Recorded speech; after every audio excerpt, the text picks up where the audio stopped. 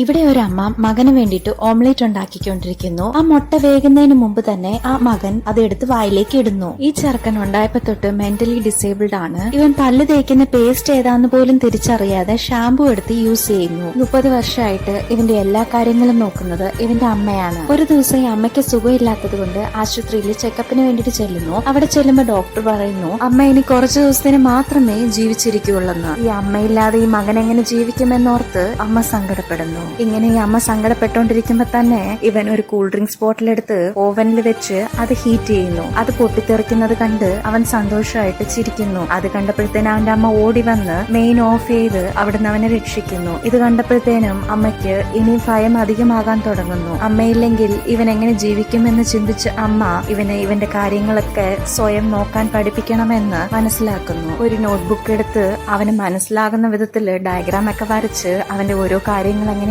ചെയ്യേണ്ടെന്ന് എഴുതി കാണിക്കുന്നു. അവനും അതുപോലെ തന്നെ ഫോളോ ചെയ്ത് ഓരോ കാര്യങ്ങളും കൃത്യമായിട്ട് ചെയ്യാൻ തുടങ്ങുന്നു. ഇവൻ ഈ ലോകത്തിൽ ജീവിക്കണമെങ്കിൽ ഇവനൊരു പണി വേണമെന്ന് മനസ്സിലാക്കിയ അമ്മ ഒരു ബേക്കറിയില് ഇവന് ജോയിൻ ചെയ്ത് വിടുന്നു. അടുത്ത ദിവസം മോർണിംഗ് കണ്ണു തുറന്ന് നോക്കിയ അമ്മ അവനെ കാണാത്തത് കൊണ്ട് അവൻ എവിടെ പോയെന്ന് അറിയത്തില്ലാതെ ആ ബേക്കറിയിൽ ചെന്ന് നോക്കുന്നു. അമ്മ എണീക്കുന്നതിന് മുമ്പ് തന്നെ അവൻ അവന്റെ ജോലിക്ക് വന്നിരിക്കുന്നത് കണ്ടിട്ട് അമ്മയ്ക്ക് ഒത്തിരി സന്തോഷമാകുന്നു. അടുത്ത കുറച്ച് ദിവസത്തിൽ അവന്റെ അമ്മ മരിച്ചു പോകുന്നു. അമ്മയുടെ ഫോട്ടോ കണ്ട് ഇവൻ ചിരിച്ചുകൊണ്ടിരിക്കുന്നതാണ് കാണിക്കുന്നത്. അതിനു മുന്നേ തന്നെ അമ്മ അവനോട് പറഞ്ഞിട്ടുണ്ടായിരുന്നു അമ്മ മരിച്ചു പോയിട്ടുണ്ടെങ്കിൽ നീ കരയരുതെന്നും പറഞ്ഞ് സത്യം വാങ്ങിച്ചത് കൊണ്ടാണ് അവനിങ്ങനെ ചിരിച്ചുകൊണ്ടിരിക്കുന്നത്. പക്ഷെ അവന്റെ അടുത്ത് ചെന്ന് നോക്കുമ്പോഴാണ് അറിയുന്നത് അവന്റെ കണ്ണ് നിറഞ്ഞ് ഒഴുകുന്ന കാര്യം.